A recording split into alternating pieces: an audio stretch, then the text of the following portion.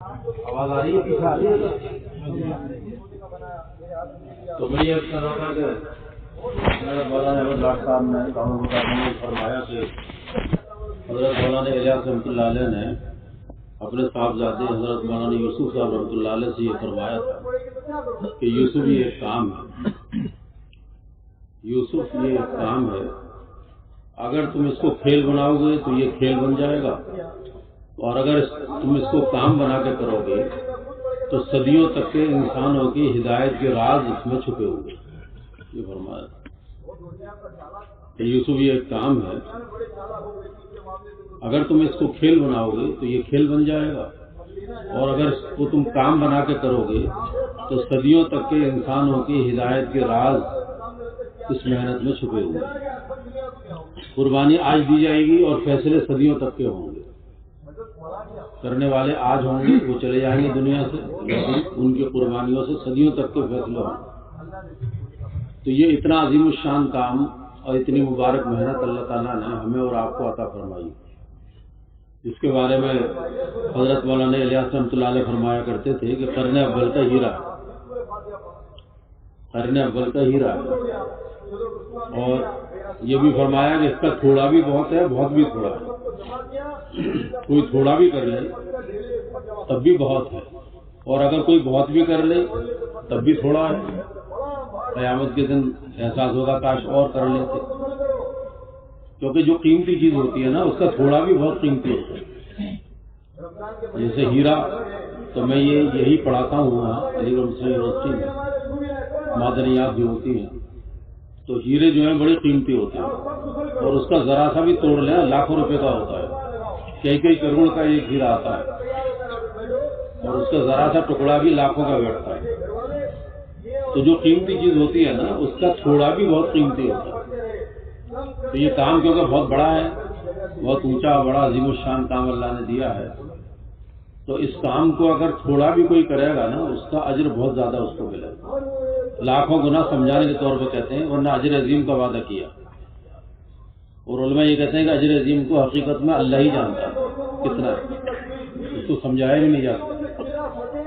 تو میرے پیارے بھائیوں، اللہ نے ایک محنت دی ہے، کام دیا ہے، اور یہ دعوت کی محنت ہماری آپ کی اصل ذمہ داری ہے، جس کی وجہ سے امت کو بہترین امت کا، ایک بزرگ فرماتے ہیں کہ بہترین امت بہترین کام کی وجہ سے، اس امت کو جو بہترین کہا ہے نا کہ تم بہترین امت ہو، تو وہ بہترین کام کی وجہ سے۔ بہترین اس لیے نہیں ہے کہ ہمارے مکان بہترین ہوتے ہیں یا کپڑے بہترین ہوتے ہیں یا ہماری شکلیں بہترین ہیں، بلکہ ایک ذمہ داری ہے جو اللہ نے ہمیں اور آپ کو دی ہے۔ اور یہ سمجھ میں بھی آتی ہے بات کہ نبیوں کا سلسلہ ختم ہو گیا، انسانوں کا سلسلہ جاری ہے۔ ہمارا آپ کا ایمان اور یقین ہے کہ نبی آخری ہمارے اور آپ کے نبی ہیں، تو نبی تو کوئی آئے گا نہیں، لیکن انسان قیامت تک آئیں گے اور روزانہ آ رہے ہیں۔ امریکہ والوں کا کہنا ہے کہ 3 لاکھ بچے روز پیدا ہوتے ہیں، تو گویا کہ 3 لاکھ نئے انسان روزانہ آ رہے ہیں اور آتے رہیں گے قیامت تک۔ تو انسانوں کا سلسلہ جاری ہے اور نبیوں کا سلسلہ ختم ہو گیا۔ اب سوال یہ پیدا ہوتا ہے کہ یہ انسان جو قیامت تک آتے رہیں گے، ان انسانوں کی رہبری کون کرے گا؟ ان انسانوں کو اللہ کی طرف کون بلائے گا؟ ان انسانوں کو جنت کا راستہ کون بتائے گا؟ ان انسانوں کے بیچ میں اللہ کے رسول صلی اللہ علیہ وسلم کے رحمت والے طریقے کون ان کو سمجھائے گا؟ تو اس بڑے کام کے لیے اللہ نے پوری امت کا انتخاب کر لیا، اور پوری امت کو اللہ نے پسند کر لیا اور چوز کر لیا اور چھانٹ لیا اس بڑی محنت کے لیے۔ اس لیے اس امت کو نبیوں کا قائم مقام کہا جاتا ہے، نبیوں کا سبسٹیٹیوٹ ہے، نبیوں کا بدل۔ اس لیے حضرت مولانا محمد عمر صاحب پالنپوری رحمۃ اللہ علیہ فرمایا کرتے تھے کہ یہ محنت نبیوں والی ہے، اس میں ترتیب بھی نبیوں والی ہے، اور اس میں صفات بھی نبیوں والی ہے، اور وعدے بھی نبیوں والی ہے۔ محنت نبیوں والی، ترتیب نبیوں والی، صفات نبیوں والی، اور وعدے بھی نبیوں والی۔ تو جب نبیوں والی محنت نبیوں والی ترتیب پہ کی جائے گی تو نبیوں والی صفات پیدا ہوں گی، اور جب نبیوں والی صفات پیدا ہوں گی تو اللہ تبارک و تعالیٰ جو مددیں نبیوں کے ساتھ آ چکی ہیں ان مددوں کو ریپیٹ کر دیں گے، ان مددوں کو اللہ دہرا دیں گے، کیونکہ وہ مددیں کسی ذات کے ساتھ نہیں ہیں، بلکہ وہ مددیں کام کے ساتھ۔ اور حضرت مولانا محمد عمر صاحب خلافت کی ڈیفینیشن بتاتے تھے، خلافت کی تعریف، خلافت کسے کہتے ہیں. تو انہوں نے ایک مرتبہ فرمایا، میں نے خود سنا ان کی زبان سے، کہ ذات نبوت کے بعد کار نبوت کو نہج نبوت کا کرنا، یہ خلافت ہے. ذات نبوت کے بعد کار نبوت کو نہج نبوت پہ کیا جائے، جو صدیق اکبر نے فوراً کیا اسی کہ ذات نبوت یعنی اللہ کے رسول چلے گئے دنیا سے، تو کار نبوت کو نہج نبوت پر قائم کیا. اس لیے کہ ذات نبوت تو نہیں ہے لیکن کار نبوت تو قیامت تک رہے گا. اللہ کے رسول صلی اللہ علیہ وسلم کا کام وہ تو قیامت تک چلے گا. ہمارے آپ کی ذمہ ہے، ہماری آپ کی ذمہ داری ہے کہ اللہ کے رسول صلی اللہ علیہ وسلم کے کام کو آگے بڑھایا جائے، آپ کے کام کو کیا جائے، آپ کے کام کو مقصد حیات بن کے کرنا. تو بھی میری زندگی کا مقصد ہے. تو انسان جو قیامت تک آتے رہیں گے، ان کی رہبری کے لیے اللہ نے پوری امت کا انتخاب کیا ہے. اور اس امت کے لیے جو قرآن نازل ہوا، اس قرآن میں اللہ تعالیٰ نے نبیوں کے واقعے سنائے، نبیوں کے قصے سنائے. کیونکہ یہ فطری بات ہے کہ کوئی آدمی اپنے بچے کو ڈاکٹر بنانا چاہتا ہے تو ڈاکٹروں کی لائن کے قصے سناتا ہے، ڈاکٹروں کی مثالیں دیتا ہے. کوئی آدمی اپنے بچے کو انجینئر بنانا چاہتا ہے تو انجینئرس کی مثالیں دیتا ہے. اللہ کے رسول اللہ تعالیٰ کو اس امت سے نبیوں والا کام لینا تھا تو اللہ تعالیٰ نے قرآن پاک میں نبیوں کے قصے سنائے. بلکہ بعض صورت نبیوں کے نام سے نازل ہوئی. سورہ محمد ہے، سورہ ابراہیم ہے، سورہ یوسف ہے، سورہ انبیاء ہے. اس امت کا ذہن بنایا گیا کہ تمہیں تو نبیوں والے کام کے لیے پیدا کیا گیا. تو نبیوں والے قصے سنا کر اس امت کو تیار کیا اللہ نے گویا کہ قرآن پاک میں. اور حضرت مولانا ابراہیم صاحب فرما رہے تھے کہ نبیوں نے کتنی عبادت کی ہوگی اپنی زندگی میں، لیکن اللہ تعالیٰ نے قرآن پاک میں نبیوں کی عبادت کو ذکر نہیں کیا بلکہ نبیوں کی دعوت کو اور نبیوں کی دعاؤں کو ذکر کیا. اللہ تعالیٰ تفصیل سے ذکر کر رہے ہیں سورہ یوسف میں. حضرت یوسف علیہ السلام کے قصے کو پورا آسن القصص کہا، بہترین قصہ ہے. اور اس میں اللہ تعالیٰ یوسف علیہ السلام کے اوپر جو حالات آئے ان حالات کو تفصیل سے ذکر کر رہے ہیں. کس طریقے سے بھائیوں نے ان کو کنویں میں ڈالا، کس طریقے سے پھر قافلہ آیا، کنویں سے نکالا گیا اور مصر کے بازار ان کو بیچا گیا، عزیز مصر نے ان کو خریدا، زلیخا نے تہمت لگائی، جیل میں پہنچایا گیا، پھر جیل سے نکالا گیا اور مصر کے تخت پہ ان کو پہنچایا گیا. سارے بھائی تائب ہوئے آ کر کے. اب یہ قصہ اللہ تعالیٰ سنا رہا ہے. اور کسے سنا رہا ہے؟ ہمیں اور آپ کو. کیونکہ جب آدمی دعوت کا کام کرے گا تو اس کے اوپر حالات آئیں گے تو ذہنی طور پہ وہ تیار رہے. مولانا محمد عمر صاحب فرماتے تھے کہ داعی کے سامنے مجاہدہ اور مدد یہ دونوں چیزیں موت تک آتی رہیں گی. مجاہدہ آئے گا پھر مدد آئے گی، پھر مجاہدہ آئے گا پھر مدد آئے گی. اور یہ فرماتے تھے کہ مجاہدے میں اس کی ترقی ہوگی اور جب مدد آئے گی تو تسلی ہوگی. مجاہدہ ایک بھٹی کی طرح اللہ تعالیٰ اپنے بندے جو دین کے کام کرنے والے بندے ہوتے ہیں ان کے سامنے مجاہدے ڈالتے ہیں. مجاہدہ آتا ہے، ناگواریاں آتی ہیں. اور صحابہ کہتے ہیں کہ ناگواریوں میں بڑی خیر پائی کیونکہ یہ حق ہے اور حقیقت ہے. اور جو حق ہوتا ہے وہ کڑوا ہوتا ہے. جو حق ہوتا ہے نا وہ کڑوا ہوتا ہے. حق جو ہوتا ہے اس کے راستے میں ناگواریاں ہوتی ہیں اور انجام میں کامیابی ہوتی ہے. حق کی ابتدا جو ہے وہ ناگواریوں سے اور انجام کامیابیوں سے ہے. اور جو باطل کا راستہ ہے اس میں خواہشات ہوتی ہیں اور انجام ناکامیوں سے ہوتا ہے. تو باطل کے راستے میں خواہشات ہیں، انجام میں ناکامی ہے، اور حق کے راستے میں ناگواریاں ہیں، انجام میں کامیابی ہے. اس ناگواری کو ہی مجاہدہ کہتے ہیں. تو مولانا محمد عمر صاحب فرماتے تھے کہ مجاہدہ اور مدد یہ ہر کام کرنے والے کے ساتھ موت تک آئے گی. مجاہدہ آئے گا، اس مجاہدے میں اس کی ترقی ہوگی، پھر مدد آئے گی تو مدد سے تسلی ہوگی کہ اللہ تعالیٰ نے میری مدد کی ہے اور اس کا یقین بڑھ جائے گا. اور پھر وہ اور آگے چلے گا اس محنت کے اندر کہ اللہ نے میری مدد کی ہے. اللہ کی مدد سے اس کا یقین بڑھے گا اور شوق اور جذبہ بنے گا اس کا آگے بڑھنے کے لیے. تو مجاہدہ دار ڈالیں گے اور پھر مدد کریں گے، پھر مجاہدہ آئے گا، مدد کے بعد پھر مجاہدہ آئے گا اور پھر مدد آئے گی، یہاں تک کہ موت کا فرشتہ نظر آ جائے گا. مولانا اس طرح فرماتے تھے مولانا محمد عمر صاحب پانی رحمۃ اللہ. مجاہدہ مدد یہاں تک کہ موت کا فرشتہ نظر آ جائے گا، یعنی موت تک یہ چلے گئے. کیونکہ مجاہدات جو ہے نا، مجاہدے اور ناگواریاں یہ داعی کی ترقی کے لیے آتی ہے. داعی کی ترقی ہوتی ہے ان کے اندر. غزوہ خندق میں اتنا سخت مجاہدہ ڈالا کہ کلیجے منہ کو آ گئے اللہ تعالیٰ نے. غزوہ خندق جو ہوئی ہے اس میں اتنا سخت مجاہدہ ڈالا ہے اللہ تعالیٰ نے کہ کلیجے منہ کو آ گئے اور سخت آزمائش میں اللہ نے جھنجھوڑ دیا کہ کلیجے ان کو منہ کو آ گئے. صحابہ کہنے لگے یا رسول اللہ کب تک یہ حالات رہیں گی, مدد کب آئے گی؟ تو اللہ کے رسول فرمایا کہ حالات بدلنے والے. پھر اللہ نے حالات بدل دیے. اللہ تعالیٰ حالات کو ایسا بدل دیتا ہے جیسا موسم کو بدل دیتا ہے. جیسے موسم بدل جاتا ہے ایسے حالات بدل جاتے ہیں. اللہ تعالیٰ ٹوٹے ہوئے حالات کو ایسے جوڑ دیتے ہیں جیسے ٹوٹی ہڈی کو جوڑتی ہے. ہڈی ٹوٹ جاتی ہے اللہ ہی جوڑتا ہے, ڈاکٹر نہیں جوڑتا. ڈاکٹر پلاسٹر چڑھا دیتا ہے, اصل اندر جوڑنے والی بات تو اللہ کی ہے. جیسے ٹوٹی ہڈی کو اللہ جوڑ دیتا ہے ایسے اللہ حالات کو جوڑ دیتا ہے, ٹوٹے ہوئے حالات. لیکن استقامت اختیار کرنا پڑتا ہے, جمنا پڑتا ہے, یہ نہیں گھبرا کے چھوڑنا. تو میرے پیارے بھائیوں ہمارے لیے تو ایک راستہ بنا دیا گیا اور متعین کر دیا گیا, اس پہ ہمیں چلنا ہے اور حالات سے گھبرانا نہیں بلکہ حالات میں استقامت اختیار کرنا, جمنا ہے. تو پھر جمنے پر اللہ کی مدد آتی ہے. اس لیے کام میں لگنا اصل نہیں ہے, لگے رہنا اصل ہے.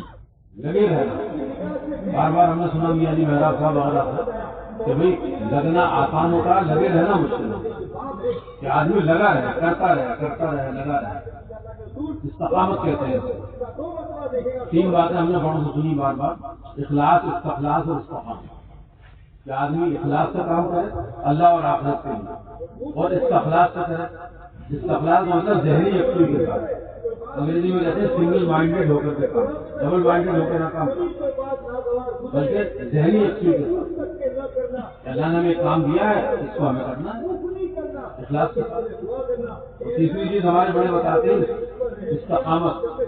استقامت کا مطلب یہ ہے کہ ہر حال میں کرنا ہے, تب یہ چاہے تو نہ چاہے تو بھی کرنا ہے. حالات سازگار ہو یا ناسازگار ہو, سازگار حالات میں بھی کرنا ہے, ناسازگار حالات میں بھی کرنا ہے. خوشگوار حالات میں بھی کرنا ہے, ناگوار حالات میں بھی کرنا ہے. اور ایک تیسری اسٹیج یہ آتی ہے جو مشکل ہوتی ہے بہت, کہ ہم کام کرتے رہیں گے چاہے ہمیں پیچھے کر دیا جائے اور دوسروں کو آگے بڑھا دیا جائے. ایسا بھی ہوتا ہے کہ ہم کام کرتے رہیں گے چاہے ہمیں پیچھے کر دیا جائے اور ہمارے اوپر دوسروں کو ترجیح دے دی جائے, تبھی ہم کام کرتے ہیں. اور یہ دور جو آیا ہے یہ ایسا ہی دور آیا ہے ہمارے پرانے ساتھیوں کو. بڑے بڑے پرانے ساتھیوں کو پیچھے کر دیا اور نئے آگے.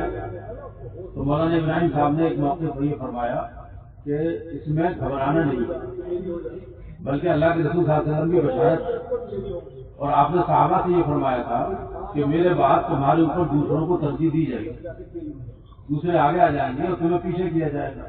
حالانکہ تم نے محنت کی ہے, تم نے راستہ بنایا ہے, تم نے قربانیاں دی ہیں, مہاجرین کو ٹھکانہ دیا ہے, لیکن تمہاری تاریخ کو لوگ بھول جائیں گے اور نئے لوگ, دوسرے لوگ آگے آ جائیں گے اور تمہیں پیچھے کیا جائے گا. لیکن تم صبر کرنا اور کام کرتے رہنا, اور قیامت کے دن حوض کوثر پر مجھ سے آ کے ملنا, تمہاری قربانیوں کا بدلہ میں اللہ سے دوں. اتنی بڑی ضمانت لے کے دیں. اور مولانا نے فرمایا کہ یہی بات آج ہمارے ساتھیوں کے لیے. ہمارے ساتھی محنت کرتے ہیں, قربانی دیتے ہیں, لیکن کچھ ایسے آ جاتے ہیں کہ ان کو پیچھے کر دیتے ہیں, ان کی قدر و قیمت کو گھٹاتے ہیں.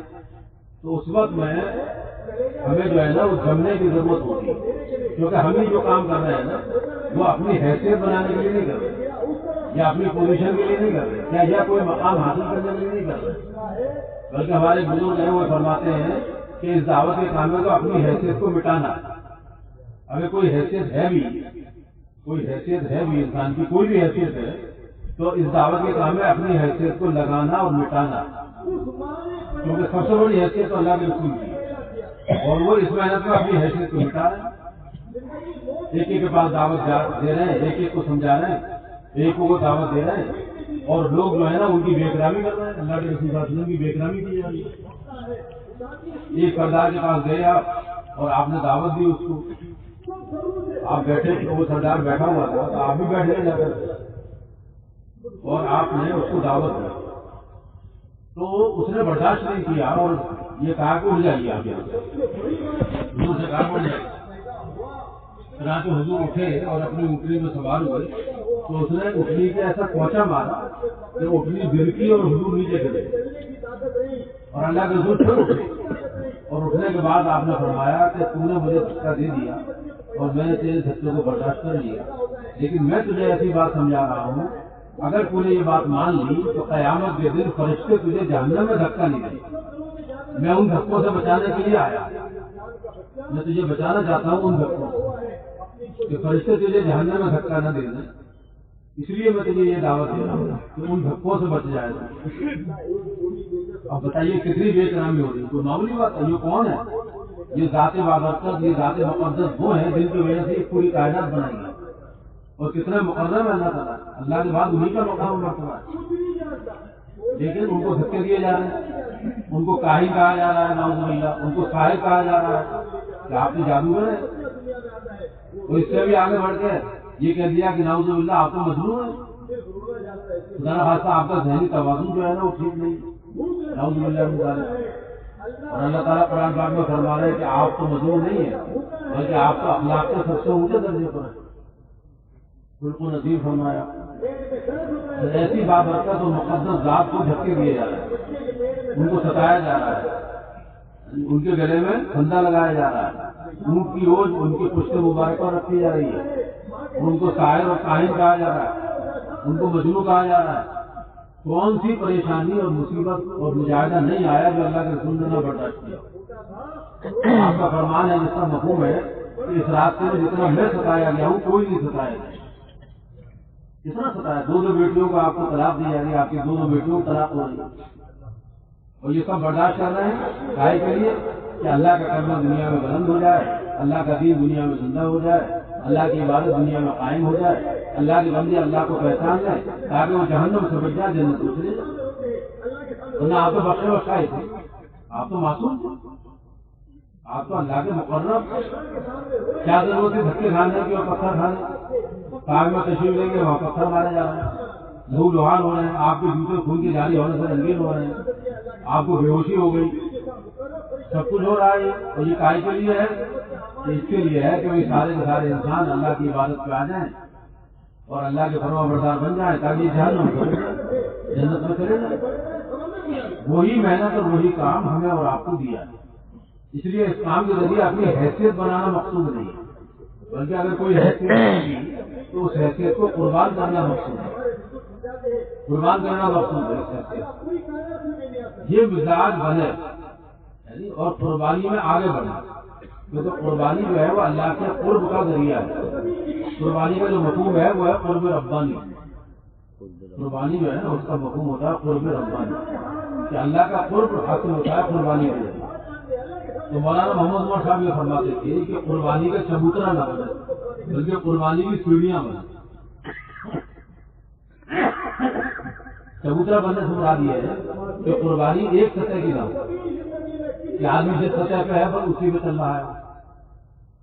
بعض لوگ ہوتے ہیں نہیں، وہ کہہ دیتے ہیں صاحب ہم نے تو طے کر لیا ہے بس ہم تو اتنا ہی کریں گے جتنا ہم طے کریں گے۔ یہ مناسب نہیں ہے، یہ سوچنا یہ کہنا مناسب نہیں ہے کہ صاحب ہم نے تو طے کر لیا ہے بس ہم اتنا ہی کریں گے۔ تو ایسے ساتھیوں کی ترقی نہیں ہوتی ہے کیونکہ انہوں نے قناعت اختیار کی۔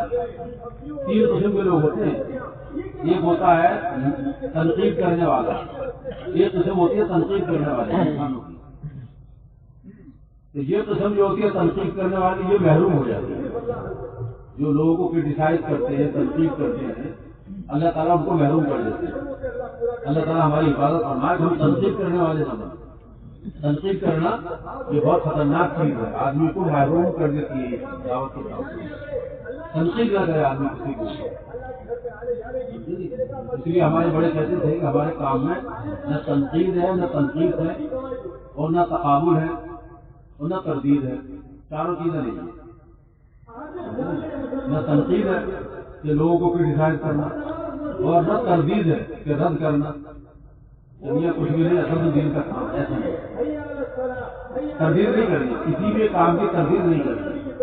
جتنے کام ہو رہے ہیں وہ سب دین کے کام ہو رہے ہیں، ہمیں ہر دین کے کام کی عظمت ہمارے دل میں ہونی چاہیے۔ دین کے کام کے 4 شعبے ہیں، جو بڑوں سے سنا آپ نے، 4 شعبے ہیں دین کے کام۔ ایک تو دعوت و تبلیغ کا شعبہ ہے، اور دوسرے درس و تدریس کا ہے، مدرسے کا ایک شعبہ ہے، وہ خود دین کا کام ہے۔ مدرسے میں جو پڑھائی ہو رہی ہے اور جو علماء حفاظ تیار ہو رہے ہیں، وہ خود دین کا بہت بڑا کام ہو رہا ہے۔ اگر یہ حفاظ تیار نہ ہو تو تراویح میں کہاں ملیں گے سنانے کے لیے قرآن؟ اگر یہ تیار نہ ہو مدرسے کے اندر، دینی کا تو کام کر رہے ہیں وہ خالص، یہاں حفاظ تیار ہو رہے ہیں۔ اگر علماء نہ ہو، مفتی نہ ہو، کس سے مسئلہ پوچھیں گے؟ میں تو اپنے ساتھیوں سے کہتا ہوں کہ جیسے فیملی ڈاکٹر ہوتا ہے، ایسی فیملی مفتی ہونا چاہیے۔ جیسے فیملی ڈاکٹر ہوتا ہے نا، جیسا ہماری فیملی میں ڈاکٹر فلاں صاحب ہے، فلاں ڈاکٹر ہماری فیملی ڈاکٹر، ایسی فیملی مفتی ہونا چاہیے کہ ہماری فیملی کس سے مسئلہ پوچھے گی۔ علی گڑھ میں ہمارے الحمدللہ ایک بہت ہی معتبر، بہت اچھے مفتی صاحب ہیں، ان کو ہم نے اپنا فیملی مفتی بنا۔ میں نے بھی ان کے ساتھ وقت لگایا، اپنے بیٹوں کا وقت لگوایا، اپنی بیوی کا وقت لگوایا مسکراتی جماعت میں، تاکہ ان کی اہلیہ سے قربت ہو جائے۔ اب ہماری اہلیہ کوئی مسئلہ پیش آتا ہے تو ان کی اہلیہ کے ذریعے مفتی زیادہ پوچھ لیتے ہیں، بچے پوچھ لیتے ہیں ہمارے، تو بچوں کی قربت ہو گئی مفتی صاحب۔ فیملی مفتی ہونی چاہیے، انہیں کس سے پوچھے گا مسئلہ؟ کوئی مفتی نہیں بنا، فیملی ڈاکٹر بنا نہیں، فیملی مفتی نہیں بنا۔ جیسا ہماری فیملی کے ڈاکٹر ہی ہیں تو فیملی کا مفتی کون ہے؟ دینی ضرورتیں کس سے پوری ہوں گی؟ دین کے بارے میں کچھ پوچھنا ہے تو کس سے پوچھے گا؟ کسی کو بنانا پڑے گا، نہیں بنانا پڑے گا؟ فیملی مفتی کیوں بھائی؟ بات سمجھ میں آ رہی ہے؟ نیند تو نہیں آ رہی؟ تھوڑی دیر بات ہوگی، جاگ کر سننا انشاءاللہ، تو مجھے بھی نیند نہیں آئے گی۔ تو یہ میں عرض کر رہا تھا کہ درس و تدریس جو ہے یہ خود دین کا ایک شعبہ ہے، دین کے کام کا، اور ہمارے اندر اس کا احترام ہونا چاہیے۔ سارے علماء اکرام کا، ساری مفتیان اکرام کا، سب کا احترام ہو ہمارے ایک بزرگ تھے نادر علی خان صاحب، وہ یہاں تک فرماتے تھے کہ خدا نہ خاصہ اگر کوئی عالم بے عمل ہے، کوئی عالم ہے لیکن بے عمل ہے، عمل نہیں کر پا رہا ہے وہ، تب بھی اس کا احترام دل میں ہونا چاہیے۔ اگر وہ عمل پر نہیں ہے تب بھی احترام ہو دل کے، ہے تو یہ عالم۔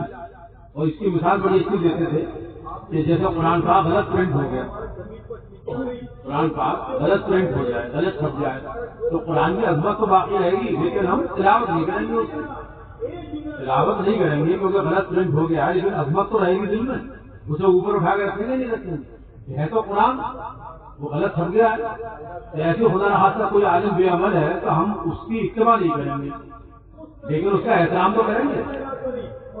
اس درجے تک ہمیں بتایا گیا کام کرنے والوں کو۔ تو پہلا شعبہ دعوت و تبلیغ کا ہے، دوسرا شعبہ درس و تدریس کا ہے، اور تیسرا شعبہ جو ہے وہ ہے تصنیف و تالیف کا، یعنی کتابوں کو لکھنا، دین کی کتابیں لکھنا، دین کی کتابیں لکھنا، دین کی کتابوں کو کمپائل کرنا۔ تو تصنیف و تالیف کا ایک شعبہ ہے، اور لوگ دین کی کتابیں لکھ رہے ہیں جس سے ہمیں فائدہ پہنچتا ہے، ہم پڑھتے ہیں ان کتابوں کو۔ اگر وہ کتابیں مرتب نہ کریں، نہ لکھیں تو کہاں سے ملیں گی کتابیں دین کی؟ ابھی ہمارا حیدرآباد جانا ہوا تو ہم بہت بڑے عالم ہیں، تو انہوں نے بہت کتابیں لکھی ہیں، تو ہم ملنے گئے دو ساتھیوں سے، بڑے احترام کے ساتھ ہم ملے ان سے، بہت طلب کے ساتھ گئے، انہوں نے پھر کتابوں کے ہدیے دیے ہمیں، یہ کتابیں ہم نے لکھی ہیں۔ وہ کتابیں میں لے کے آیا گھر، اپنے گھر سراہنا رکھ لی ہے میں نے وہ کتابیں، اور ایک ایک کر کے میں نے پڑھنا شروع کر دیا۔ تو میں سوچنے لگا کہ اور انہوں نے ایک کتاب لکھی ہے فضائل امت محمدیہ، اور میرے سراہنا رکھی رہتی ہے، اور اس میں اتنے اچھے طریقے سے انہوں نے فضائل لکھی ہیں امت کے کہ اتنی تفصیل سے میں نے کہیں پڑھی نہیں، ہمیں تھوڑا تھوڑا روزانہ پڑھ رہا ہوں۔ تو میں سوچنے لگا کہ اگر یہ نہ لکھتی یہ کتاب تو میرے پاس کہاں سے آ جاتی اگر یہ کتاب نہ لکھتی۔ تو خود ہی ایک شعبہ ہے دین کے کام کا، کبھی کتابیں لکھ رہے ہیں لوگ دین کی۔ اور چوتھا جو ہے وہ تزکیہ نفس ہے، جس کو خانقاہی لائن کہتے ہیں، تو خود یہ دین کا کام ہے۔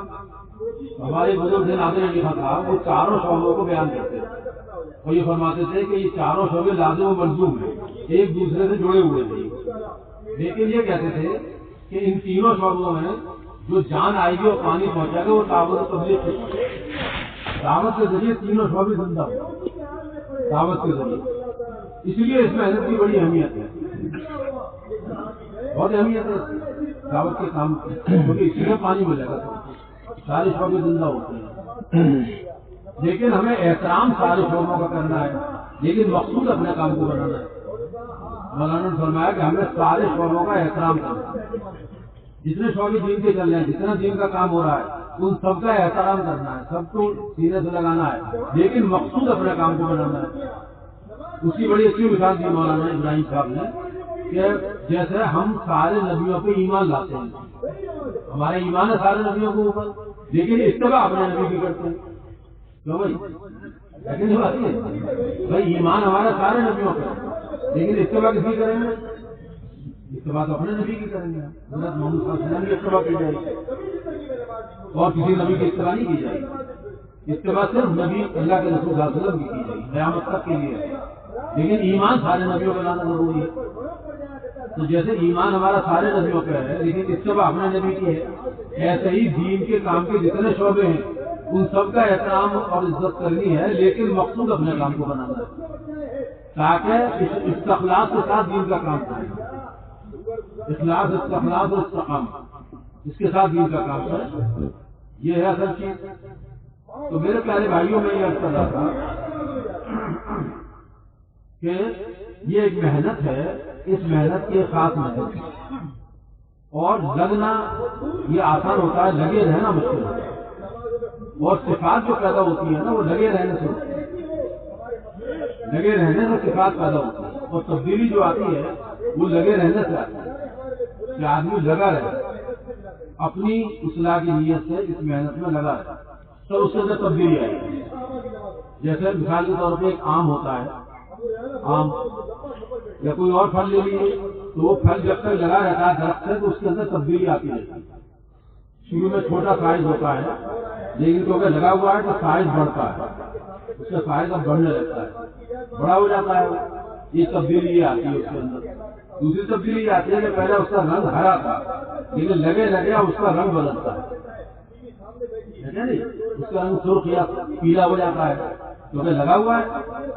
تیسری تبدیلی آتی ہے کہ پہلے کھٹا تھا لیکن لگا ہوا ہے تو اب کھٹا پن میٹھے پن میں بدلے، جب وہ میٹھا ہونے لگتا ہے اندر سے، اس کا ذائقہ بدلتا ہے، اس کا ٹیسٹ بدلتا ہے، اور کھٹے پن سے وہ میٹھے پن میں تبدیل ہوتا ہے۔ ایک تبدیلی یہ آتی ہے کہ پہلے کر رہا تھا، سخت تھا، لیکن لگا ہوا ہے تو اب نرمی آ جاتی ہے، وہ ملائم ہو جاتا ہے، گودا پیدا ہو جاتا ہے، اور آخر میں جوس پیدا ہوتا ہے جس کو کہتے ہیں نیکٹر، یعنی رس پڑ جاتا ہے، پھل کے اندر رس پیدا ہو جاتا ہے، پڑ جاتا ہے، اور سب سے آخری صفت یہ پیدا ہوتی ہے کہ اس کے اندر خوشبو پیدا ہو جاتی ہے، پکے ہوئے پھل میں خوشبو آتی ہے۔ جب یہ ساری صفات اس کے اندر بھر جاتی ہیں اب وہ پکے ٹپکتا ہے۔ ٹپکنے سے مراد یہاں موت ہے، جب آدمی لگا رہے گا لگا رہے گا لگا رہے گا تو اس کے اندر تبدیلی آتی رہے گی۔ اس کے پہلے اخلاق خراب تھے، اب اخلاق اچھے بن جائیں گے۔ پہلے مزاج میں سختی تھی لیکن لگا ہوا ہے تو مزاج میں نرمی آ جائے گی۔ ایسا ہوتا ہے، آدمی لگتا ہے تو مزاج سخت ہوتا ہے، جب لگا رہتا ہے خدمت کر رہا ہے لگا ہوا ہے تو اب نرمی آ رہی ہے، دھیرے دھیرے نرمی آ رہی ہے، اس کے مزاج میں نرمی پیدا ہو جاتی ہے۔ پہلے اچھے اخلاق نہیں تھے لیکن لگے لگے اخلاق اچھے بن جاتے۔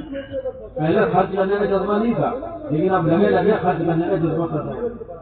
کنجوسی دور ہوگی، سخاوت پیدا ہوگی، کنجوسی ختم ہو جاتی ہے، سخاوت آ جاتی ہے کہ آدمی اپنے مال کو دوسروں کے اوپر خرچ کرتا ہے، پہلے نہیں تھا ایسا۔ تو لگے لگے یہ تبدیلی آتی رہتی ہے اس کے اندر، اور صفات پیدا ہوتی رہتی ہے، اور جب صفات کا بھر جائے گا انشاءاللہ یہ، اور اخلاص آ جائے گا آپ میں، تو حضرت فرماتے ہیں، حضرت مولانا ابراہیم صاحب، اخلاص کے لیے دو راستے ہیں اخلاص پیدا کرنے کے، دو طریقے ہیں۔ ایک تو یہ کہ لگے لگے اخلاص آ جائے گا، لگے لگے اخلاص آ جاتا ہے کہ جیسا پھل لگا رہتا ہے نا درخت سے تو لگے لگے اس میں رس پیدا ہو جاتا ہے، اور رس آخر میں پیدا ہوتا ہے، رس جو ہے نا آخر میں پیدا ہوتا ہے، لگے لگے پیدا ہوتا ہے۔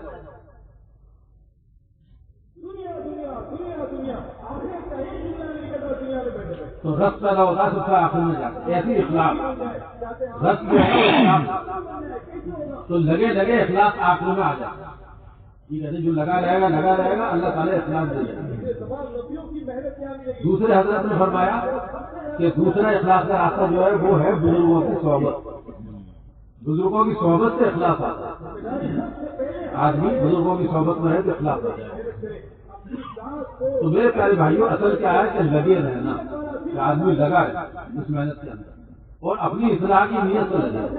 اس لیے ذمہ دار اپنے کو سمجھنا ہے اور مددگار دوسروں کو سمجھنا ہے کہ ذمہ دار میں ہوں اور میرے ساتھی میرے مددگار، میرے ساتھی میرے مددگار. اور 3 باتیں فرمائی اللہ تعالیٰ نے اپنے پاک کلام میں پیارے نبی جناب رسول اللہ صلی اللہ علیہ وسلم سے صحابہ کے لیے 3 بات. وہ 3 باتیں ہمارے لیے بھی ہیں، پرانے کام کرنے والوں کے لیے. آپ سارے تو ماشاءاللہ پرانے ہیں، صفحے اول کے لوگ ہیں، کام کو لے کے چلنے والے ہیں پورے صوبے کے اعتبار سے. تو ہمارے آپ کے لیے سب کے لیے ہیں وہ 3 باتیں. پہلی بات کیا فرمائی اللہ تعالیٰ نے قرآن پاک میں؟ وہ فرمایا کہ اے پیارے نبی آپ ان سے مشورہ کریے، صحابہ اکرام سے آپ مشورہ کریے، صحابہ سے مشورہ کریے. دوسری بات فرمائی کہ آپ ان سے درگزر کریے، کوئی بھول چوک ہو جائے، کوئی اونچ نیچ سامنے آ جائے تو ان سے درگزر کریں آپ، اس سے صحابہ اکرام. اور تیسری بات فرمائی کہ آپ ان کے لیے استغفار کریں، یعنی اللہ تعالیٰ سے معافی مانگیں. صحابہ کے لیے غلطی صحابہ کریں گے، معافی حضور مانگیں گے. یہ کہنا ہے اللہ تعالیٰ تربیت کے لیے، ہماری تربیت کے لیے. یہی 3 باتیں ہمارے لیے ہیں بھائی، کہ ہمیں اپنے ساتھیوں سے مشورہ کرتے ہوئے چلنا ہے، ساتھیوں سے درگزر کرنا ہے اور ساتھیوں کے لیے اللہ سے معافی مانگنی ہے، استغفار کرنا ہے کہ اللہ تعالیٰ ہمیں بھی معاف کر دے، ہمارے ساتھیوں کو معاف کر دے. درگزر کے ساتھ چلنا ساتھیوں کو لے کے، کیونکہ ہمارے کام کا ایک بہت خوبصورت اصول ہے، بہت بنیادی اصول ہے، وہ اجتماعیت. کیونکہ اجتماعیت کے اوپر اللہ کا ہاتھ ہوتا ہے اور اجتماعیت کے ساتھ اللہ کی مدد ہوتی ہے اور اجتماعیت میں برکت ہوتی ہے. کہتے ہیں 3 چیزوں میں برکت ہے، جماعت میں، شریر میں اور شہری میں. جو کام جماعت مل کے کرے گی یعنی اجتماعیت کے ساتھ کیا جائے گا اس میں برکت آ جائے گی اور اللہ کا ہاتھ ہو جائے گا اور اللہ کی مدد ہوگی. اور اجتماعیت کے لیے مشورہ ضروری ہے. اگر ہم مشورے سے ساتھیوں کو لے کے چلیں گے تو انشاءاللہ مشورے کے ذریعے امت جڑ جائے گی، امت جڑی رہے گی، ہمارے دل جڑے رہے گا جب ہم مشورے سے چلیں گے. مشورہ بہت اہم اصول ہے ہمارے کام کا. مشورہ جو وہ بہت اہم اصول ہے اور ہر لیول پہ مشورہ، ہر لیول پہ. مسجد وار جماعت کا مشورہ، اس کا مقصد ہوتا ہے ہر گھر اور ہر فرد، کوئی فرد نہ چھوٹے کوئی گھر نہ چھوٹے. مسجد وار جماعت کا مشورہ جو ہے اس کا ٹارگیٹ یہ ہے، اس کا ہدف یہ ہے ہر گھر اور ہر فرد. اس کے اوپر آ جائیے تو حلقے کا مشورہ ہوتا ہے. ابھی جیسے فرما رہے ہیں حلقے کے بارے میں، ایک حلقے میں کئی مسئلیں ہوتی ہیں تو حلقے کا مشورہ ہوتا ہے اور حلقے کے مشورہ کا جو ہدف ہوتا ہے وہ ہر مسجد وار جماعت ہوتی ہے. ہر مسجد وار جماعت کی کارگزاری حلقے کے مشورے میں سنی جاتی ہے. اگر کوئی علاقہ ایسا ہے کہ جہاں مسجد وار جماعت نہیں ہے تو وہاں بھی فکر کی جائے گی اور مسجد وار جماعت وہاں بنائی جائے. اور اگر مسجد نہیں ہے تو کسی گھر سے 5 اعمال زندہ کیے جائیں. اگر کہیں مسجد وار جماعت نہیں ہے تو اس علاقے کو چھوڑا نہیں جائے گا بلکہ اس کی بھی فکر کی جائے گی اور 5 اعمال کسی گھر سے زندہ کیے جائیں. کوئی گھر ہو اس گھر سے 5 اعمال زندہ ہونا چاہیے تاکہ اعمال زندہ ہو جائیں اس علاقے کے اندر. کیونکہ 5 اعمال کے لیے مسجد شرط نہیں ہے، 5 اعمال کے لیے مسجد شرط نہیں ہے. وہ 5 اعمال کسی گھر سے بھی ہو سکتے ہیں، کہیں سے بھی ہو سکتے ہیں، کسی دکان سے بھی ہو سکتے ہیں. ہماری جماعت امریکہ گئی تو وہاں پہ ایک جگہ مسجد نہیں تھی تو انہوں نے کیا کیا اس علاقے میں کہ 2 دکانیں خرید کر اور بیچ میں دیوار ہٹا دی. وہ 2 دکانیں ایک بڑا ہال بن گیا، اس ہال کو مسلح بنا دیے. ہماری جماعت ٹھہری وہاں جا کے گشت کیا ہم نے. زیادہ تر ہندوستان بھائیوں کی دکانیں تھیں. اذان ہو رہی ہے، 5 وقت کی نماز ہو رہی ہے، مشورہ ہو رہا ہے، تعلیم ہو رہی ہے، گشت ہو رہا ہے، جماعتیں ٹھہر رہی ہیں، سارے کام ہو رہے ہیں. حالانکہ وہ 2 دکانیں تھیں، ان 2 دکانوں کے بیچ میں دیوار ہٹا کے ایک ہال بنا کے مسئلہ بنا دیا. یہ ہے مسئلہ. اٹلی میں ہماری جماعت تھی، اٹلی، تو وہاں پہ ایک جگہ ایک شہر میں جانا ہوا، انہوں نے 2 دن ٹھہرنا ہے یہاں پہ. تو پتہ چلا کہ مسجد نہیں ہے تو ایک صاحب نے اپنے گیریج کو مسجد بنا دیا جس میں وہ کاریں کھڑی کرتے تھے. وہ بڑا گیریج تھا تو کاریں انہوں نے روڈ پہ کھڑی کر دی، کاریں روڈ پہ کھڑی ہو گئی اور گیریج کو مسلح بنا دیا، وضو خانہ بنا دیا، استنجا خانہ بنا دیا سارے. اس میں جماعت 2 دن ٹھہری ہماری گیریج کے اندر. وہی تو سارا کام، ساری ضرورتیں پوری ہو رہی وہاں پہ اور وہیں سے ہم گشت کے لیے جاتے ہیں. 2 دن ٹھہرے اس میں گیریج کے اندر تو 5 اعمال ہو رہے ہیں. انگلینڈ کے اندر نیو کاسل ایک جگہ ہے، ایک شہر ہے نیو کاسل، تو وہاں 2004 میں ہماری جماعت گئی تھی. تو وہاں کے امیر صاحب جو تھے وہ بنگلہ دیش کے تھے، بڑے فکر مند، بہت ہی اچھے ساتھیوں. انہوں نے بتایا کہ آپ کو معلوم ہے اس پورے شہر کا کام دعوت کا وہ ایک عورت کے اکاؤنٹ میں، ایک عورت کے حصے میں. اور مزے کی بات یہ ہے کہ اس عورت کے 2 جوان بیٹے وہ 4 مہینے لگانے کے بعد ہماری جماعت کے ساتھ جڑے ہوئے. تو امیر خان بتایا کہ یہ دونوں لڑکے جو ہیں ان کی ماں کے حصے میں پورا کام ہے پورے شہر میں. تب انہوں نے پوری کہانی سنا اور یہ کہا کہ بات یہ تھی کہ یہ چھوٹے چھوٹے بچے تھے اور ان کے باپ کا انتقال ہو گیا، بچے یتیم ہو گئے دونوں، بہت چھوٹے تھے. لیکن ماں بڑی سمجھدار، بڑی دیندار ہے، وہ عورتوں سے ایسا کتنا کام لے لیتا ہے. اگر ہم اپنی عورتوں کی فکر کریں اور گھر کے اندر تعلیم کا اہتمام کریں، اپنی مصنوعات سے 3 دن 10 دن چلہ بیرون یہ سب لگوائیں، ویکلی تعلیم میں بھیجے پابندی سے، تو ہماری عورتیں دین کے پھیلنے کا ذریعہ بن جائیں. اس کے لیے میں یہ سنا رہا ہوں کارگزاری چھوٹی. تو یہ سنا رہے تھے وہ کہ ان کی ماں جو تھی وہ بڑی دیندار اور بڑی فکر مند اور بڑی سمجھدار، اور پورے شہر میں ایک بھی مسجد نہیں تھی، نیو کاسل میں ایک بھی مسجد نہیں پورے شہر کے اندر. تو کوئی جماعت یہاں ٹھہری نہیں پاتی تھی، کسی جماعت کو ہم لائی نہیں پاتے تھے، کوئی جماعت ہی نہیں آتی تھی. کام شروع ہو گیا تھا لیکن کام بس یہ تھا کوئی جماعت آتی تھی 2-4 گھنٹے کے لیے چلی جاتی تھی، کسی گھر میں ٹھہر گئی. تو جب ان کے باپ کا انتقال ہو گیا تو اس عورت نے میرے پاس خبر بھیجی، اور جب وہ سمجھداری کی بات، اس عورت نے یہ سوچا کہ باپ تو چلا گیا، اب یہ بچے بڑے ہوں گے، بڑے ہونے کے بعد میں پھر یہ میرے کنٹرول سے نکل جائیں گے، کیونکہ باپ کا ڈر رہتا ہے بچوں میں، ماں سے نہیں دبتے بچے جب بڑے ہو جاتے ہیں. تو ماں کو یہ فکر ہوئی کہ یہ انگلینڈ کا ماحول ہے، یہ فتنوں کا ماحول ہے، بے حیائی کا ماحول ہے، ننگا پن، تو یہ میرے بچے ضائع ہو جائیں گے اگر یہ دیندار نہ بنے. اگر یہ دیندار بن گئے تو یہ بچ جائیں گے، ان کی حفاظت ہو جائے گی دینداری کی وجہ سے. لیکن اگر دیندار نہ بنے تو پھر یہ ضائع ہو جائیں گے اور میرے ہاتھ سے نکل جائیں گے. وہاں تو عام طور پہ ایسا ہوتا ہے.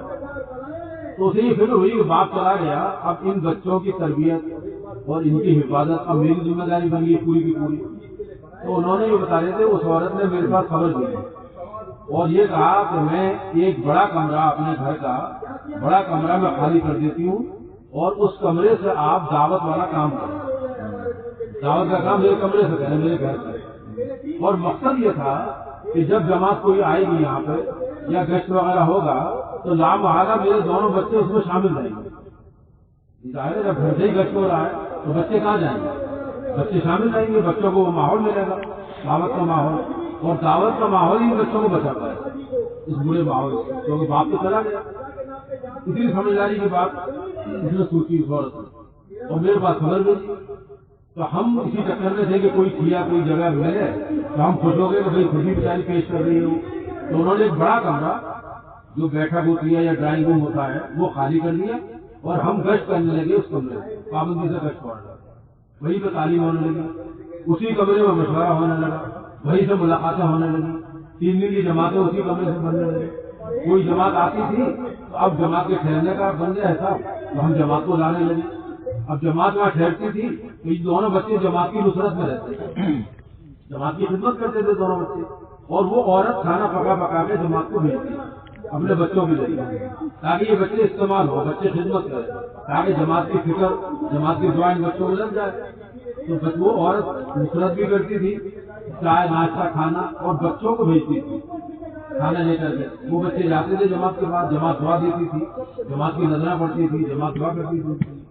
یہ بتا رہے تھے کہ بس اسی طریقے سے کیا ہوا کہ کام شروع ہو گیا اور کام چلنے لگا پورے شہر میں. اس کا نتیجہ یہ ہوا کہ ساتھی تیار ہونے لگے، جماعتیں نکلنے لگی. اب جب ساتھی تیار ہو گئے تو ساتھیوں نے مل کر کے پھر مسجد بنایا. جو مرکز ہے اس وقت وہاں کا، وہ مرکز جو کہ ہمارے ساتھیوں نے مل کے پھر یہ بنایا. مسجد ہونی چاہیے، کب تک اس کمرے سے کام کریں گے، ساتھیوں کی تعداد بڑھ گئی ماشاء اللہ، سب نے مل کے مسجد بنائی. اب یہ مسجد بنی ہے ایک مرکز، جہاں شب گزاری ہوتی ہے، جہاں ہماری جماعت ٹھہری وہاں جا کر ہماری. اس کے بعد یہ بتا رہے تھے کہ پھر کام بڑھتا چلا گیا، پھیلتا چلا گیا، یہاں تک کہ جب ہم 2004 میں گئے تھے اس وقت میں نیو کاسل میں 12 مسجدیں تھیں. 12 مسجدیں 2004 کے بعد بتا رہا ہوں. جو ہماری جماعت کی تھی انگلینڈ 4 مہینے کی، تو 2004 میں 12 مسجدیں تھیں نیو کاسٹل میں، اور اب تو پتہ نہیں کتنی ہو گئی ہوگی، اور ان 12 مسجدوں میں دعوت کا کام چل رہا تھا، اور سینکڑوں چلے اور 4 مہینے لگائے ہوئے۔ اس کے بعد یہ بچے دونوں بڑے ہوئے اور اللہ نے ان کو پھر توفیق دی، تو یہ 4 مہینے کی تھی، اور ان دونوں بچوں نے پھر 4 مہینے لگائے، اب رنگ چڑھ گیا، اب یہ ذمہ دار بن گئے شہر کے، اور بڑے خوبصورت نوجوان۔ تو انہوں نے کہا کہ صاحب یہ دونوں بچے مستقل جماعتوں کی نصرت میں رہتے ہیں اور سارے تقاضوں کو پورا کرتے ہیں، اور سارا کام نیو کاسٹل کا جتنا ہے وہ ان کی ماں کے حصے ہے، ان کی ماں نے فکر کی، اور فکر کی بچوں کی وجہ سے اللہ نے کام پھیلا دیا پورے شہر سے۔ تو میرے پیارے بھائیوں میں یہ عرض کر رہا تھا کہ ہمارا کام جو ہے نا وہ مسجد کا محتاج نہیں ہے۔ آج سعودی عرب کے اندر 40 سال سے گھروں سے کام ہو رہا ہے، یہ سب جانتے ہیں۔ سعودی عرب میں کسی بھی مسجد میں آپ بیان نہیں کر سکتے، کسی مسجد میں گشت نہیں کر سکتے، کسی مسجد میں تعلیم نہیں کر سکتے، کسی مسجد میں آدھا گشت بیان نہیں کر سکتے۔ وہ کتنے سال سے؟ 40 سال سے سعودی عرب میں گھروں سے کام چل رہا ہے، کام ہو رہا ہے پورے سعودی عرب میں۔ ہمارے کتنے دوست ہیں وہاں، کتنے رشتے دار ہیں، وہ سب کارگزاریاں آ کے سناتے ہیں، ہر سال آتے ہیں چلنا لگا، تو پورے سعودی عرب میں کام چل رہا ہے، اللہ کا شکر ہے، گھروں سے چل رہا ہے، جوڑ بھی ہوتے ہیں وہاں، سارے مذاکرے ہوتے ہیں، مشورے ہوتے ہیں، سب چیزیں، چلے 4 مہینے کی جماعتیں بھی نکلتی ہیں، سب گھروں سے کام چل رہا ہے۔ اصل کام ہے، جب کام کرنا ہے تو کام کے لیے جگہ اللہ تعالیٰ خود بنا دیں گے، کام کرنے والے تو ہوں، کام کو زندہ کرنا ہے ہر جگہ میرے پیارے بھائی۔ اس لیے یہ ایک محنت ہے، اس محنت کا کرنا یہ ہمارا اصلی کام ہے، اور اس کام کو کام بنانا۔ ہم نے حضرت جی رحمۃ اللہ علیہ سے بار بار سنا ان کے آخری زمانے میں کہ بھائی اس کام کو اپنا کام بناؤ۔ میں وہاں نظام الدین میں رہتا تھا، اس وقت میں 80-82 کی بات ہے، اس وقت میں طالب علم تھا، پڑھتا تھا یونیورسٹی کے اندر، تو ہم جاتے تھے وہاں پڑھے رہتے تھے، تو ہماری ذمہ داری ہوتی تھی کہ حضرت جی کے پاس جو خط آتے تھے انگریزی کے اندر، اس انگریزی خطوط کا ترجمہ اردو میں ترجمہ کرنا تاکہ حضرت جی اس کو پڑھ لیں۔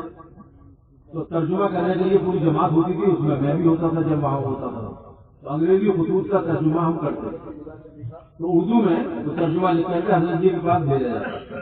6 پیج کے خطوط آتے، ایک خط میں 6 پیج ہوتے ہیں انگریزی میں لکھے ہوئے، یہ حالات وہ حالات، یہ مسئلہ وہ مسئلہ، پورے ملک کا مسئلہ آتا تھا اس میں لکھے ہوئے ہوتے تھے۔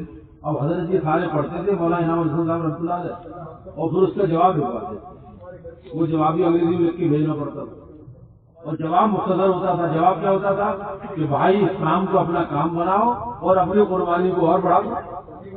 یہ کہتے ہیں اس کام کو اپنا کام بنانا اور اپنی قربانی کو بڑھا دو، یہ ہوتا تھا۔ یہ قرآن کے لیے سب کے لیے سبق ہے، کام کو اپنا کام بنائیں اور قربانی کو بڑھائیں، تبھی تو کام بڑھے گا جب قربانی بڑھے گی۔ یہ کام آسانی کا نہیں ہے، یہ کام قربانی کا ہے، اور قربانی کی سیڑھی بنے، سیڑھی کے بعد سیڑھی آتی ہے نا، اور آدمی چھت پر پہنچ جاتا ہے۔ قربانی کا چبوترا نہ بنے، مولانا عمر صاحب کہتے ہیں چبوترا نہ بنیں گے، ایک لیول کی قربانی نہ ہو کہ صاحب ایک ہی لیول کی قربانی دی جا رہی ہے، بلکہ قربانی کی لیول بڑھنی چاہیے۔ تو وہ کہتے ہیں سیڑھیاں، سیڑھی کے اوپر سیڑھی، سیڑھی کے اوپر سیڑھی، یہاں تک آدمی چھت پر پہنچ جاتا ہے۔ قربانی کے بعد قربانی ہے، آسانی نہیں ہے، آسانی کو نہیں تلاشنا ہے، قربانی کو بڑھانا ہے اور کام کو اپنا کام بنانا ہے۔ اور کام کو کام بنانے کا مطلب کیا ہوتا ہے؟ بزرگوں کی صحبت میں رہ کر الحمدللہ یہ چند باتیں سیکھی کہ کام کو کام بنانے کا کیا مطلب ہے۔ تو اس میں پہلی بات جو ہے وہ یہ ہے کہ جس کام کو آدمی اپنا کام بناتا ہے اس کو نمبر 1 پر رکھتا ہے، نمبر 1 پر رکھتا ہے، اس پہ ایک ترجیح دیتا ہے، اس کو سب سے اوپر رکھتا ہے۔ جس کو آدمی اپنا کام بناتا ہے، جیسے دکان، تو دکاندار دکان کو نمبر 1 پہ رکھے گا، نمبر 1 پہ سب سے اوپر رکھے گا۔ ساری چیزوں کو نمبر 2 پہ کرتا ہے، سب سے 1 نمبر پہ دکان ہوتی ہے۔ کھیتی والا کھیتی کو نمبر 1 پہ رکھے گا، ملازمت والا ملازمت کو نمبر 1 پہ رکھے گا، اور ساری چیزوں کو اس کے تابع کرتا ہے کہ جس کام کو آدمی اپنا کام بناتا ہے اس کو نمبر 1 پہ رکھتا ہے۔ پہلی بات ہے۔ دوسری بات کیا ہے کہ جس کام کو آدمی اپنا کام بناتا ہے اس کے لیے قربانی دیتا ہے، بغیر قربانی میں کوئی کام نہیں ہوتا، چاہے کھیتی باڑی ہو یا دکان ہو یا ملازمت ہو یا پڑھائی لکھائی ہو، ہر ایک کے لیے قربانی کی ضرورت ہے۔ آدمی قربانی دیتا ہے تبھی تو کوئی کام ہو پاتا ہے نہیں ہوتا۔ دوسری بات، تیسری بات جو ہے وہ یہ ہے کہ جس کام کو آدمی اپنا کام بناتا ہے اس کو روز کرتا ہے، روزانہ کرنا ہے۔ یہ نہیں کبھی کبھی کر لیا. اب ڈیوٹی والا روز ڈیوٹی پہ جاتا ہے, کھیتی والا روز کھیت کے چکر لگاتا ہے, دکان والا روز دکان کھول کے بیٹھتا ہے. تو جو کام روز کیا جاتا ہے وہی باقی رہتا ہے, اور جو کبھی کبھی کیا جاتا ہے وہ تو ختم ہو جاتا ہے. کبھی کبھی دکان کھولی جائے تو کیا ہوگا, سارے گھاٹ ٹوٹ جائے. کبھی کبھی کلاس جائے آدمی تو نام کٹ جائے گا. کبھی کبھی کھیت میں جائے تو کھیتی برباد ہو جائے گی. کام تو وہ ہی ہوتا ہے جو روز کیا جاتا ہے, اسی کو کہنا میرا کام ہے یہ, جس کو آدمی روز کرتا ہے. 3 باتیں ہو گئی, یاد رہیں گی کون سی؟ پہلی بات کیا ہے, جس کام کو کام بناتا ہے اس کو نمبر 1 پر ٹاپ پرائرٹی دیتا ہے, سب سے اوپر رکھے گا. دوسری بات, جس کام کو آدمی اپنا کام بناتا ہے اس کے لیے قربانی دیتا ہے. اور تیسری بات کیا ہے, جس کام کو آدمی اپنا کام بناتا ہے اس کو روز کرتا ہے. اور چوتھی بات, جس کام کو آدمی اپنا کام بناتا ہے وہ اس کے آساب کے اوپر سوار ہوتا ہے. آساب کے اوپر سوار ہونے کا مطلب یہ کہ ہر وقت اس کو اپنا کام یاد رہتا ہے, کبھی بھولتا نہیں ہے, اپنے کام میں ڈوبا ہوا ہوتا ہے. بڑوں سے سنا حضرت مولانا یوسف صاحب رحمۃ اللہ علیہ کے بارے میں کہ بٹن کے تاجر کی مثال دیا کرتے ہیں. بٹن کا تاجر, اب یہ تاجر ہے جس کا بٹن بنانے کی فیکٹری ہے, تو بٹن بنانا اور بٹن بیچنا یہ اس کا کام ہے, اصلی کام ہے. اصل کام ہے بٹن بنانا, بٹن کا بیچنا. چنانچہ بٹن اس کے آساب کے اوپر سوار ہوتے ہیں. اب ایسا آدمی جس کے یہاں بٹن بنتے ہیں, یہ اگر کسی کے ولیمے میں جائے گا نا تو لوگوں کے بٹنوں کو دیکھتا ہے. ولیمے میں گیا ہے لیکن بٹن کا نظر ہے, یہ کون سا ماڈل کا بٹن ہے جو میری فیکٹری میں نہیں بنتا. کسی کے جنازے میں جائے گا تو بٹنوں کو دیکھے گا, سفر کرے گا تو مسافروں کو بٹنوں کو دیکھے گا. ہر وقت بٹن ذہن میں رہتے ہیں. اس کا کام ہے, اپنا کام بنایا ہے تو بٹن اس کے آساب کے اوپر سوار ہوتے ہیں. ایسی دائی جو ہوتا ہے وہ صرف 40 دن کے لیے نہیں ہوتا کہ چلہ لگا رہے تو دائی بن گئے اور چلے کے بعد پھر کچھ نہیں, ایسا تھوڑی ہوگا. دائی تو ہر جگہ دائی ہے. جیسے ڈاکٹر تھا, کسی نے MBBS کر لیا, MD کر لیا, DM کر لیا, FRCS کر لیا, وہ ڈاکٹر بن گئے. تو یہ ڈاکٹر 40 دن 4 مہینے کے لیے نہیں ہے, بلکہ 24 گھنٹے کا ڈاکٹر ہوتا نہیں ہوتا بھائی. وہ ڈگریاں حاصل کر کے ڈاکٹر بن گئے. اب ڈاکٹر 24 گھنٹے ہیں. اب یہ سو رہے ہیں اگر تو کیا کہیں گے ہم, بھائی اگر سو رہے ہیں تو کیا کہیں گے, ڈاکٹر صاحب سو رہے ہیں. اور اگر یہ واش روم میں ہے, یہ واش روم میں ہے, ٹوائلٹ کے اندر ہے, بیت الخلا کے اندر, تو کیا کہتے ہیں کہ ڈاکٹر صاحب واش روم میں ہے. کھانا کھا رہے ہیں تو ڈاکٹر صاحب کھانا کھا رہے ہیں. سفر کر رہے ہیں کہ ڈاکٹر صاحب سفر کر رہے ہیں. اب 24 گھنٹے کے ڈاکٹر ہیں. ایسی دائی جو ہوتا ہے نا وہ 24 گھنٹے کا ہوتا ہے, اور پورے سال کے لیے ہوتا ہے, پوری زندگی کے لیے ہوتا ہے. دائی 4 مہینے 40 دن کے لیے نہیں ہوتا. ہمارے بڑے تو یہاں تک کہتے تھے, میاں جی بہرا صاحب والا کہتے تھے کہ جس سواری میں بیٹھ کے جاؤ اس سواری والے سے بھی تعارف کر لو, اور اگر وہ مسلمان ہے تو اسے دعوت دے دو. جماعت میں جاتے ہیں جو خدمت والے سبزی خریدنے جاتے ہیں, ان کے لیے بھی یہ ہدایت دی جاتی ہے کہ جب سبزی خریدنے جائیں خدمت والے تو سبزی خریدی اور پیسے دے دیے, اس کے بعد اس کو دعوت دیں اگر وہ مسلمان ہے. دکان سے سامان خریدا, دال چاول خریدے, پیسے ادا کیے, اب دعوت دیں کہ بھائی ہماری جماعت آئی ہوئی ہے, تم آ جانا. 24 گھنٹے کے دائی ہیں, یہ نہیں 40 دن کے دائی, یہ 4 مہینے کے لیے. حضرت مولانا سید احمد صاحب فرماتے تھے کہ دائی جو ہے وہ ہر وقت ہوتا ہے, ہر وقت دائی ہے, وہ اس کا کام ہی دعوت ہے. پہلی بات کہتے تھے ہر وقت, دوسرے کہتے تھے کہ ہر جگہ, اور تیسرے کہتے تھے ہر حال میں. ہر جگہ, ہر حال میں, ہر وقت. ایمان والا دائی ہے, ایمان کا دائی ہے, دین کا دائی ہے. اور جو دائی ہوتا ہے وہ مدعو نہیں ہوتا. جو دائی ہوتا ہے نا وہ مدعو نہیں ہوتا ہے. جو دعوت دیتا رہے گا تو باطل دعوتیں اس کے اوپر اثر نہیں کریں گے. اس لیے روز کی دعوتیں 2.5 گھنٹے کے لیے, کم سے کم 2.5 گھنٹے ہیں روز کے, 8 گھنٹے بھی کہے جا رہے ہیں. تو یہ کہتے تھے مولانا سید احمد صاحب فرماتے تھے. تو یہاں تک کہا جاتا ہے کہ بھائی اگر تاگے میں بیٹھے, رکشے میں بیٹھے تو ہم اس سے بھی وہ کریں, تعارف کریں, اور ہو سکے تو اس کو دعوت دے, موقع محل کے اعتبار سے. 24 گھنٹے لگائی ہے. تو اب چوتھی بات کیا تھی اس میں, کام کو کام بنانے میں, کہ جس کام کو آدمی اپنا کام بناتا ہے اس کے آساب کے اوپر سوار ہوتا ہے. اور یہ یاد چلی بات. اور آخری بات کیا, آخری بات یہ کہ جس کام کو آدمی اپنا کام بناتا ہے اس میں اپنے مسائل کا حل سمجھتا ہے. کیوں بھائی, اپنے مسائل کا حل سمجھتا نہیں سمجھتا. دکاندار دکان پہ اس یقین کے ساتھ بیٹھتا ہے کہ میرے سارے مسائل کا حل یہ دکان ہے. اگر اس سے سوال کریں کہ بھئی آپ کے بچے ہیں ان کی فیس کہاں سے جاتی ہے, بچے اسکول میں پڑھ رہے ہیں تو آپ کے بچوں کی فیس کہاں سے جاتی ہے, کیا جواب دے گا وہ؟ کہ میری دکان ہے.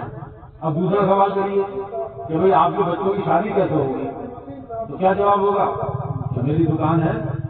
بھئی آپ کا مکان کیسے بنے گا, تو میری دکان ہے. اب کوئی بھی سوال کرے ہر مسئلے کا حل وہ دکان ہے. بلکہ مولانا یعقوب صاحب رحمۃ اللہ علیہ نے ایک مرتبہ جوڑ میں فرمایا کہ ایک موچی ہوتا ہے نا, موچی جوتے گاٹھنے والا موچی اس کو کہتے ہیں, جوتے گاٹتا ہے, کہ وہ موچی بھی سڑک کے کنارے اس یقین کے ساتھ بیٹھتا ہے کہ میرے سارے مسائل کا حل جوتے گاٹنے میں. لیکن یہ فرمایا کہ افسوس کی بات یہ ہے کہ ایک داعی کا یقین یہ نہیں ہوتا کہ میرے سارے مسائل کا یہ دعوت کرتا.